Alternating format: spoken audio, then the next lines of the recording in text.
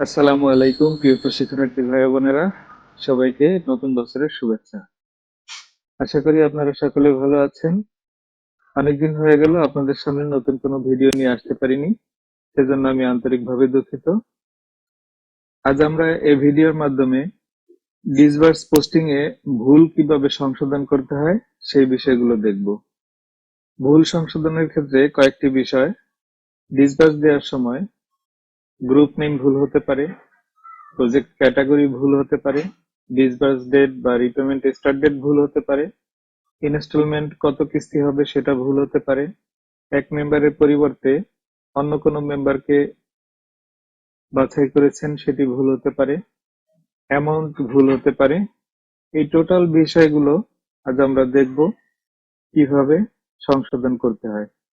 এই টোটাল বিষয়গুলোর ভিতরে একটি গুরুত্বপূর্ণ পার্ট আছে, যেটি হলো রিশিডিউল করা। কিছু কিছু ভুলের ক্ষেত্রে প্রজেক্টটাকে আবার রিশিডিউল করে নিতে হয়। তো আপনারা অনেকেই রিশিডিউল করার ক্ষেত্রে খুব ঝামেলায় পড়েন, কিভাবে রিশিডিউল করতে হয় সেই বিষয়টি বুঝে উঠতে পারেন না। তো রিশিডিউল একটি সংশোধনের গুরুত্বপূর্ণ পার্ট। তো কিভাবে ডিসবার্স সংশোধনের ক্ষেত্রে রিশিডিউল করতে হয় এবং রিশিডিউল কেন প্রয়োজনীয়তা সেই বিষয়টি নিয়েও কথা বলবো, এবং একই সঙ্গে রিশিডিউল কিভাবে করতে হয় সেই বিষয়টিও দেখব। আরেকটি বিষয় হলো, কিছু কিছু প্রজেক্ট অ্যাডভান্স নীল প্রসেস চালাতে হয়। সেই অ্যাডভান্স নীল প্রসেসটি কিভাবে চালাতে হয় সেই বিষয়টিও এই ভিডিওর মাধ্যমে আমরা দেখব। তো আশা করি পুরো ভিডিওটি আপনারা মনোযোগ সহকারে দেখবেন, কোথাও স্কিপ করে যাবেন না। যদি কোথাও স্কিপ না করে এই ভিডিওটি আপনারা মনোযোগ সহকারে দেখেন, তাহলে আশা করি ডিসবার্স সংশোধন কিভাবে করতে হয় সেই বিষয়টি নিয়ে আপনাদের আর কোনো জটিলতা তৈরি হবে না। তো চলুন আমরা মূল এন্ট্রি স্ক্রিনে চলে যাই এবং কিভাবে ডিসবার্স সংশোধন করতে হয় সেই বিষয়গুলো দেখে আসি।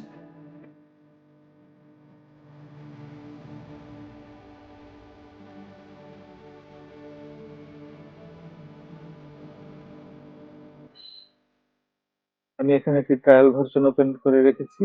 আমি মূল অনলাইন লাইভে আপনাদেরকে কাজটি দেখাবো না, যেহেতু এটা একটি সেন্সিটিভ বিষয়। তো এই জন্য আজকে আমি একটি ট্রায়াল ভার্সন নিয়েছি, এই ট্রায়াল ভার্সনটির মাধ্যমে আপনাদেরকে দেখাচ্ছি। এই সফটওয়্যারটিতে যেই এন্ট্রি স্ক্রিনটিতে আমরা পোস্টিং দিয়ে থাকি, যদি কখনো ভুল সংশোধন করতে হয় তাহলে ওই এন্ট্রি স্ক্রিন থেকেই আবার সেই ভুলটি সংশোধন করতে হয়। তো যেহেতু আমরা ডিসবার্স পোস্টিং দিয়ে থাকি ডিসবার্স এন্ট্রি স্ক্রিনে, আর সংশোধনও করব ডিসবার্স এন্ট্রি স্ক্রিন থেকেই।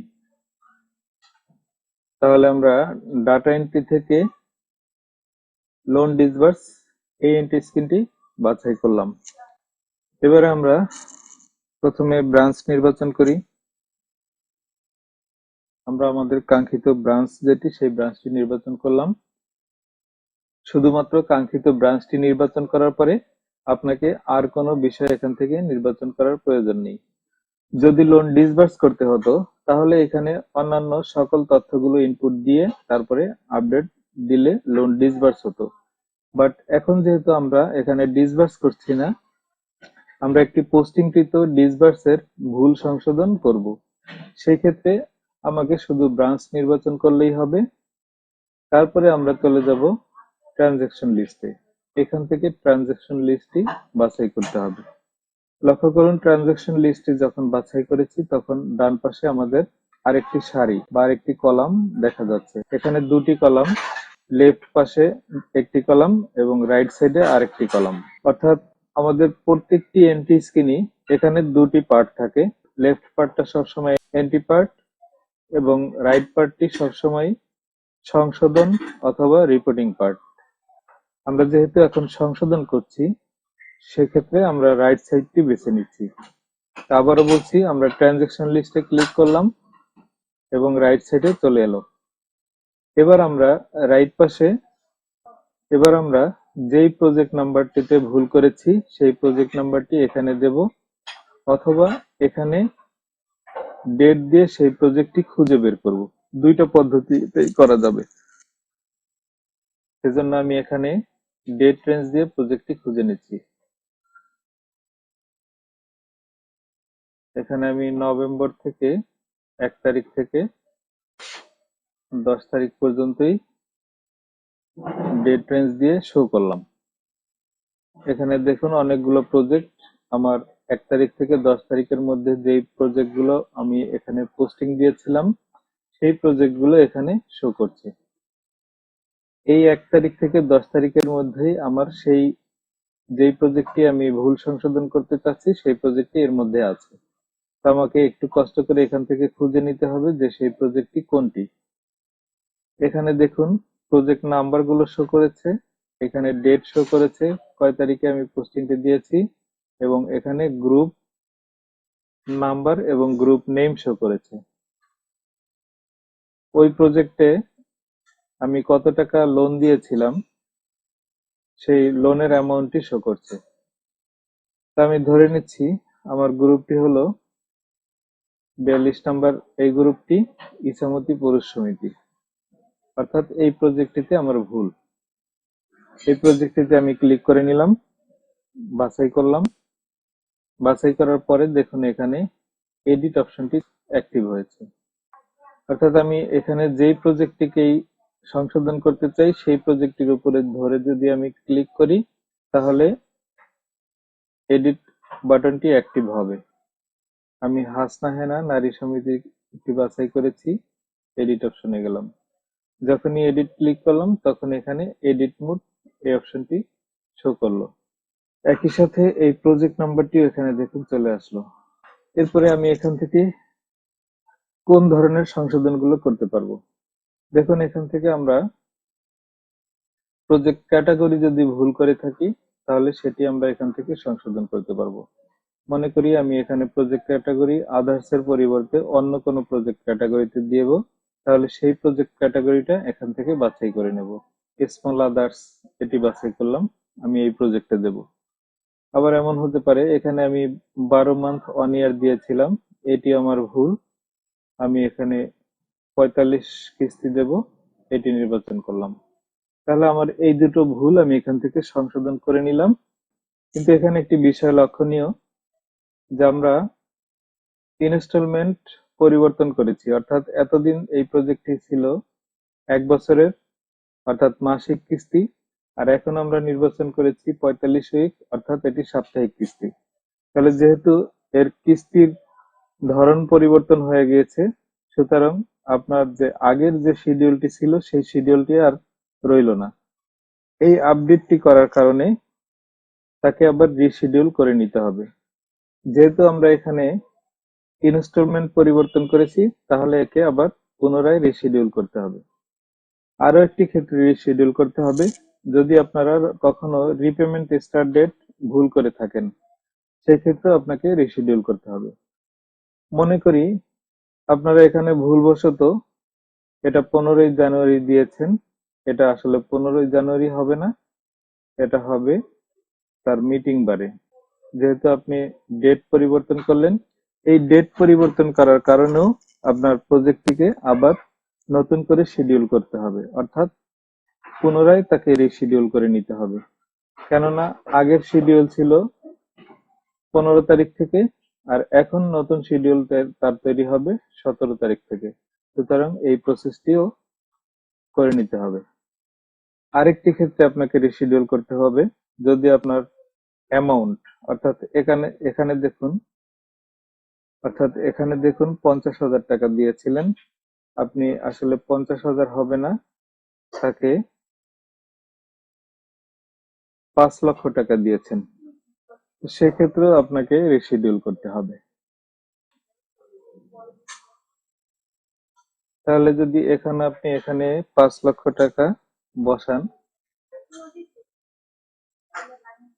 এবং অ্যাড করেন তাহলে কিন্তু হচ্ছে না, কেননা আপনার এখানে মেম্বার বাছাই করা নেই।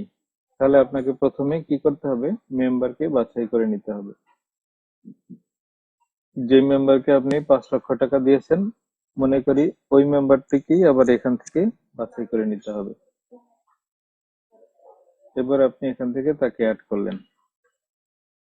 এখানে মেম্বারটাও ভুল হয়েছিল মনে করলাম, মেম্বারটিকেও সংশোধন করে নিলেন। একই সঙ্গে তার টাকার পরিমাণ ভুল ছিল, টাকার পরিমাণটিকেও সংশোধন করে নিলেন। মেম্বার পরিবর্তনের ক্ষেত্রে আপনাকে রিশিডিউল করতে হবে না, তবে আপনার যদি টাকার পরিবর্তন হয়, টাকার অঙ্ক যদি পরিবর্তন হয়, তাহলে আপনাকে রিশিডিউল করতে হবে। তাহলে ভুল সংশোধনের ক্ষেত্রে যদি ইনস্টলমেন্ট পরিবর্তন করতে হয়, সেখানে আপনাকে রিশিডিউল করতে হচ্ছে। যদি রিপেমেন্ট স্টার্ট ডেট পরিবর্তন করতে হয়, সেখানে আপনাকে রিশিডিউল করতে হচ্ছে। আর যদি অ্যামাউন্ট পরিবর্তন করতে হয়, সেক্ষেত্রে আপনাকে রিশিডিউল করতে হচ্ছে। তবে মেম্বার পরিবর্তন করতে হলে আপনাকে রিশিডিউল করতে হবে না। আর অন্যান্য বিষয়গুলো, যেমন লোন ডিসবার্স কে করলো, অ্যাপ্রুভ কে করলো, রিকমেন্ড কে করলো, এই সমস্ত বিষয়গুলোর যদি সংশোধন করতে হয়, তাহলে আপনাকে রিশিডিউল করতে হবে না। এবার আমরা আপডেট দেওয়ার পূর্বে আমরা সেই রিশিডিউল কাজটি করব। তো আমাদের সমস্ত সংশোধনগুলো আমরা করে নিলাম। আমাদের অবশ্য একটা প্রজেক্টে এত এত সংশোধন থাকে না, আমাদের যে কোনো একটা ভুল হয়ে থাকে, অথবা দুটো ভুল হতে পারে। তো আমি যেহেতু সংশোধন নিয়ে কথা বলছি, সেহেতু আমি আপনাদেরকে প্রত্যেকটা সংশোধন বিষয় নিয়েই কথা বললাম। তো আপনাদের অবশ্যই এতগুলো ভুল হবে না, যে কোনো একটি অথবা দুটো পরিবর্তন হতে পারে। তো যেটিই হোক, পরিবর্তন একটি হোক অথবা দুটো হোক, আপডেট দেওয়ার পূর্বে যদি রিশিডিউলের প্রয়োজন হয়, আমি তো বলেই দিলাম যে কোন কোন ক্ষেত্রে রিশিডিউল হবে, সেই ক্ষেত্রে আপনাকে রিশিডিউল করতে হবে। আপডেট দেওয়ার পূর্বে এই ট্রানজেকশন লিস্ট, এই চেকটা তুলে দিতে হবে। এরপরে এখান থেকে মেম্বারটিকে বাছাই করতে হবে। তারপরে এখানে রিশিডিউলটি চেক করে দিতে হবে। যেহেতু এখানে আমার রিপেমেন্ট স্টার্ট ডেট 17 তারিখ দিয়েছি, ডিসবার্স ডেট 20 তারিখ, ঠিক আছে। যদি আমার এটা ঠিক থাকে, প্রজেক্ট ক্যাটাগরি ঠিক থাকে, আমার অ্যামাউন্ট যদি ঠিক থাকে, সবকিছু ঠিকঠাক আছে দেখে চেক করে নিয়ে আমি রিশিডিউলটারে চেক করে দিয়ে আবার শো শিডিউল দেব। দেখুন এখানে এখন রিপেমেন্ট স্টার্ট ডেট 17 তারিখে এই শিডিউলে দেখা যাচ্ছে। 17 তারিখ, পরবর্তী 24 তারিখ, অর্থাৎ এটা 45 কিস্তি দিয়েছি, 24 তারিখ, 31 তারিখ, এভাবে শো করলো। এখন যদি আমি এটা আপডেট দিয়ে দেই, তাহলে সাকসেসফুলি ভাবে সে আপডেট হয়ে গেল। এই প্রজেক্ট নাম্বারটি আমার সংশোধন হয়ে গেছে। তাহলে রিশিডিউলের বিষয়টি এখানেই। আমরা এডিট মোডে গিয়েছিলাম ডেট রেঞ্জ দিয়ে। এবার আমরা আরেকভাবে গিয়ে যাই, এখানে ট্রানজেকশন লিস্টে ক্লিক করি। এবার আমরা এখানে প্রজেক্ট নাম্বার টাইপ করে দিয়ে তারপরে চেক করব। প্রথমে আমরা যে কোনো একটি প্রজেক্ট আমরা এখান থেকে দেখে নিই। ই 23/12/043। আমরা এভাবে প্রজেক্ট নাম্বার টাইপ করেও শো করতে পারি। সেই ক্ষেত্রে আমরা আরো একটি বিষয় দেখব। আমরা যখন প্রজেক্ট নাম্বার টাইপ করে এভাবে আসলাম, তখন আমরা প্রজেক্টের ডিটেলসটা এখানে পাচ্ছি।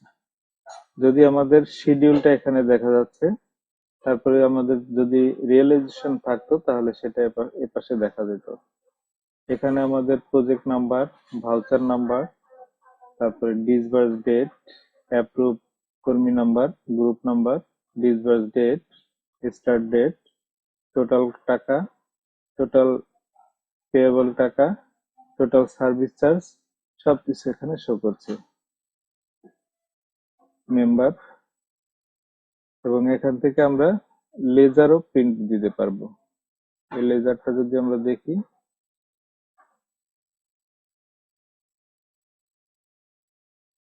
অর্থাৎ তার যদি রিয়েলাইজেশন থাকতো, এখানে রিয়েলাইজেশন গুলো শো করতো। আচ্ছা, রিয়েলাইজেশন আছে এমন একটা প্রজেক্ট আমরা দেখি। আবার এখান থেকে ক্লোজ করে বের হয়ে গেলাম, ডিসবার্সে যাই।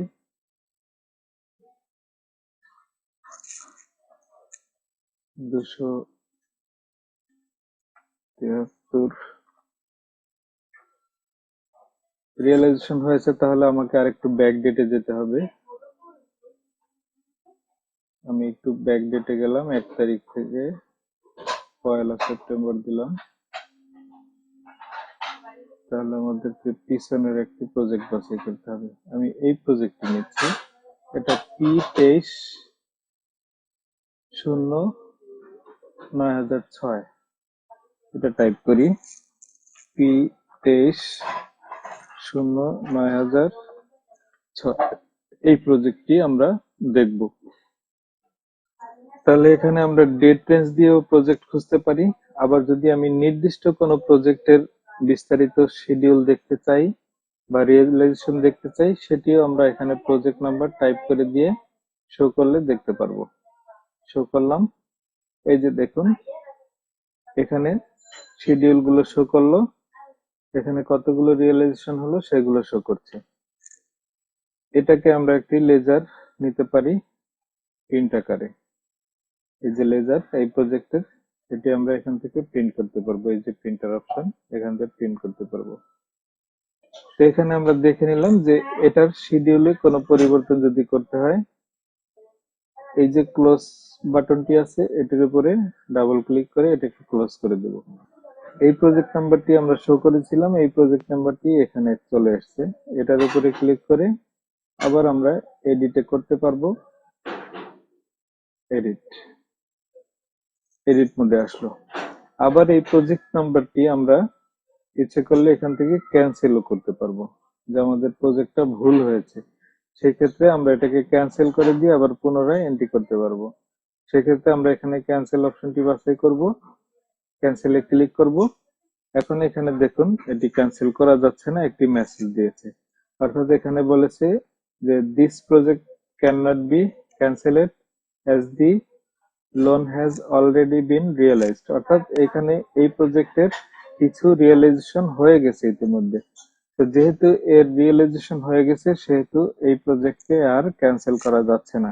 যদি সম্পূর্ণ নতুন প্রজেক্ট হতো, যে আপনি এখনো কোনো রিয়েলাইজেশন করেননি, সেই ক্ষেত্রে এটাকে আপনি ক্যান্সেল করতে পারতেন। আর যদি রিয়েলাইজেশন হয়ে গেছে এখনো যদি আপনাকে ক্যান্সেল করতে হয়, তাহলে আপনাকে আগে প্রথমে সেই রিয়েলাইজেশন গুলো ক্যান্সেল করে আসতে হবে প্রথমে।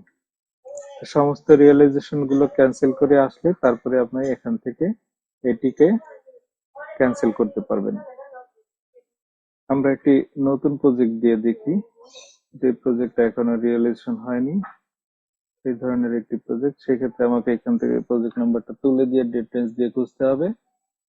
P23, হ্যাঁ, এই প্রজেক্টটি কোনো এখন পর্যন্ত রিয়েলাইজেশন নাই, এটি ব্ল্যাঙ্ক আছে। এই প্রজেক্টটিকে যদি আমরা ক্যান্সেল করতে চাই, সেক্ষেত্রে আমরা ক্যান্সেল করতে পারবো। তাহলে মনে করি যে এই প্রজেক্টটি আমার ভুলভাবে এন্ট্রি হয়েছে, এই প্রজেক্টটিকে আমি পুনরায় সঠিকভাবে পোস্টিং দিতে চাই, সেক্ষেত্রে আপনি এটিকে ক্যান্সেল করে দিয়ে আবার নতুন করে পোস্টিং দিতে পারবেন। প্রজেক্ট নাম্বারটি বাছাই করবেন, এখান থেকে বাছাই করে নিলেন, তারপরে এখানে চেক করে দিতে হবে। চেক করে দিলে ক্যান্সেল বাটনটি অ্যাক্টিভ হবে। এরপরে ক্যান্সেল ক্লিক করলে আপনাকে বলেছে যে are you sure you want to cancel project number এত, ডিসবার্স ডেট এত, ডিসবার্স অ্যামাউন্ট এত, ভাউচার নাম এত। অর্থাৎ এই প্রজেক্ট এই ডিসবার্স ডেটে এই ভাউচার গুলো কি আপনি সম্পূর্ণ ক্যান্সেল করতে চাচ্ছেন কিনা, ইয়েস আর নো। যদি ইয়েস দেন তাহলে এটি ডিলিট হয়ে যাবে বা ক্যান্সেল হয়ে যাবে এই প্রজেক্টটি আর আপনি পাবেন না। ইয়েস দিলাম, সাকসেসফুলি ক্যান্সেলেড দিস প্রজেক্ট। তাহলে এই প্রজেক্টটি আর রইল না। এরপরে এই প্রজেক্টটিকে আপনার আবার পুনরায় পোস্টিং দিতে হবে। সুতরাং আমরা দেখতে পারলাম লেফট সাইডের এন্ট্রি স্ক্রিন এবং রাইট সাইডের এডিট স্ক্রিন। রাইট পাশের এই কলাম থেকে এডিট অপশন থেকে আমরা এডিট করতে পারছি, ক্যান্সেল করতে পারছি। বিষয়টা করতে হচ্ছে আমাকে এখান থেকে ট্রানজেকশন লিস্ট ক্লিক করার মাধ্যমে। এই ট্রানজেকশন লিস্ট ক্লিক করার মাধ্যমে একবার অ্যাক্টিভ হচ্ছে, আবার ট্রানজেকশন লিস্ট ক্লিক করার মাধ্যমে, তুলে দেওয়ার মাধ্যমে এখান থেকে মেম্বার বাছাই করে সেই প্রজেক্টটাকে রিশিডিউল করা যাচ্ছে, শো শিডিউল, রিশিডিউল করা যাচ্ছে। আরেকটি বিষয় হলো, আমাদের কিছু কিছু প্রজেক্ট অ্যাডভান্স নীল হয়ে যায়, কিন্তু অ্যাডভান্স নীল হওয়ার পরেও আমরা যদি এই সফটওয়্যার থেকে অ্যাডভান্স নীল প্রসেসটি না চালাই, তাহলে ওই প্রজেক্টের যে শিডিউল গুলো থেকে যায়, অর্থাৎ আপনি ধরেন এখানে তার 12টা কিস্তির ডেট আছে, অর্থাৎ এটা 1 বছরের কিস্তি।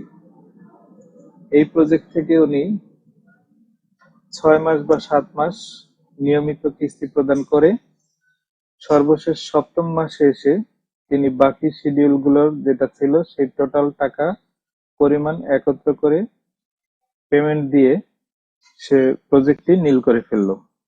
কিন্তু প্রজেক্ট নীল হলো, বাট তার শিডিউলটা নীল হলো না।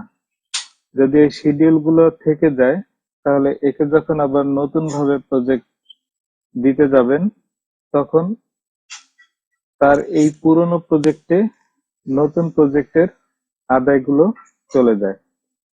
তো পুরাতন প্রজেক্টে টার্গেট যেন শো না করে, সেজন্য আপনাকে নিয়মিত অ্যাডভান্স নীল প্রসেসটি চালাতে হবে। অথবা আপনি যখনই কোনো প্রজেক্টকে নীল করে ফেললেন, সাথে সাথেই এই অ্যাডভান্স নীল প্রসেসটি চালিয়ে দেবেন, অথবা যে কোনো ডিসবার্স করার পূর্বে আপনি এই অ্যাডভান্স নীল প্রসেসটি চালিয়ে নেবেন। সেক্ষেত্রে এখানে অ্যাডভান্স নীল এই অপশনটিতে ক্লিক করবেন। যদি কোনো অ্যাডভান্স নীল প্রজেক্ট থাকে তাহলে এখানে শো করবে, আর যদি না থাকে সেই মেসেজটাও পাবেন। এখানে আরেকবার দেখুন, এখানে বলল যে নো প্রজেক্ট ফাউন্ড, অর্থাৎ আজকের ডেটে সে কোনো প্রজেক্ট আর খুঁজে পায়নি যা কিনা অ্যাডভান্স নীল হয়েছে। আর যদি কোনো প্রজেক্ট থাকতো তাহলে সেই প্রজেক্ট গুলো এখানে শো করতো। সেক্ষেত্রে অ্যাডভান্স নীল আপডেট এই বাটনটিতে ক্লিক করে ওকে করলেই আপনার অ্যাডভান্স নীল প্রসেস চালানো হয়ে যেত। তো আশা করি আপনারা বুঝতে পেরেছেন যে কিভাবে অ্যাডভান্স নীল প্রসেসটি চালাতে হয় এবং কি কারণে অ্যাডভান্স নীল প্রসেসটি চালাতে হয়।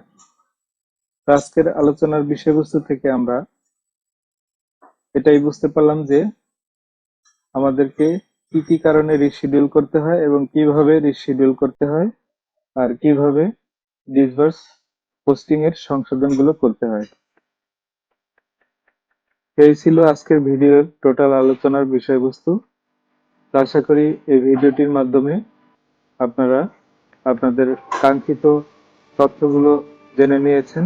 আশা করি ডিসবার্স সংশোধন সংক্রান্ত আর কোনো জটিলতা আপনাদের মাঝে থাকবে না। দেখা হবে পরবর্তী নতুন কোনো এক ভিডিওতে। সে পর্যন্ত আপনারা সকলে ভালো থাকবেন, সুস্থ থাকবেন, এই শুভকামনায় আজকের মতো এখানেই শেষ করছি। আল্লাহ হাফেজ।